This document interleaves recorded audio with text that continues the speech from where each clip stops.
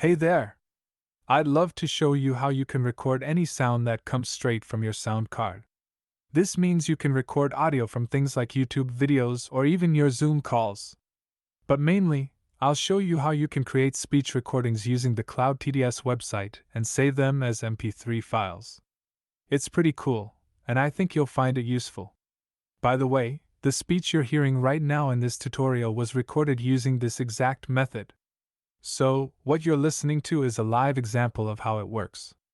Many computers have a feature in their sound card software called stereo mix, or what you hear. Think of it like a virtual audio recorder that's able to catch any sound playing through your speakers and eventually to save it. To get started with using stereo mix, here's what you need to do. First, find the speaker icon, which should be in your tray area, and give it a right click. From the menu that pops up, choose Sounds. A window will open, and you'll want to head over to the Recording tab. This is where you'll see a list of all the recording devices you have on your computer. For example, on my computer, I see options like a webcam microphone and a line-in input, among others. What we're looking for here is the stereo mix option. Keep an eye out for it in your list. You'll want to enable stereo mix and make it your default device. To keep things simple during this tutorial, I'm going to turn off the webcam microphone.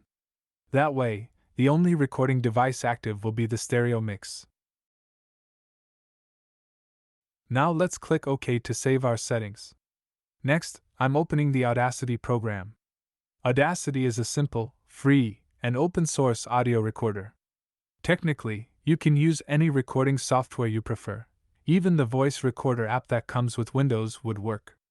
But since Audacity is very popular and user-friendly application, I'll use it for this demonstration. First, you'll need to choose a recording device. Usually, this might be your microphone, but since we're recording system audio and we've enabled stereo mix, you won't have many other options. I just wanted to show you that stereo mix is selected as the audio source here. Now, it's time to play some sound. I open a song on YouTube that has a Creative Commons license.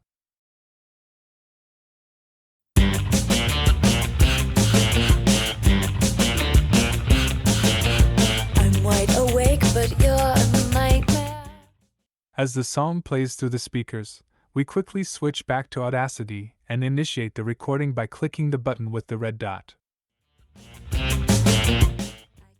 You can switch between the windows to confirm that the sound is indeed recording right at this moment.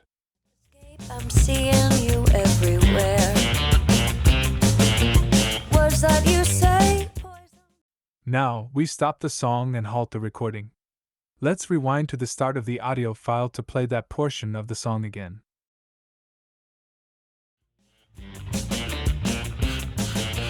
I'm wide awake, but you're a nightmare.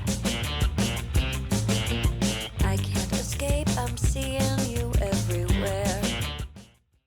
Having wrapped up with the song, it's time to head over to our text-to-speech application. As we begin reading the text aloud, we switch back to Audacity to kick off the recording.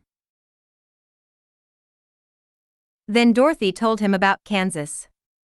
The girl explained how a tornado brought her to this strange land of Oz. Now we can replay a snippet of the audio we just generated from the text. Then Dorothy told him about Kansas. The girl explained how a tornado brought her to this strange land of Oz. So, what do we have here? A project that contains a segment of a song and a snippet of spoken text in audio form. Let's get this saved as an MP3 file. Head to the File menu, choose Export, and then Export as MP3.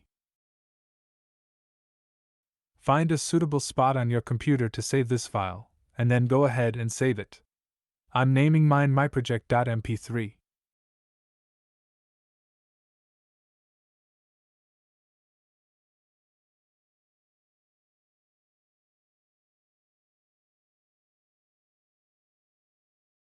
Just to be sure everything is alright, let's play this file again using the default Windows Media Player. I'm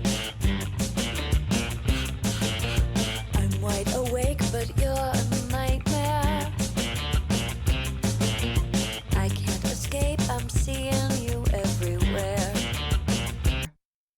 Then Dorothy told him about Kansas. The girl explained how a tornado brought her to this strange land of Oz. As you can see, it worked perfectly.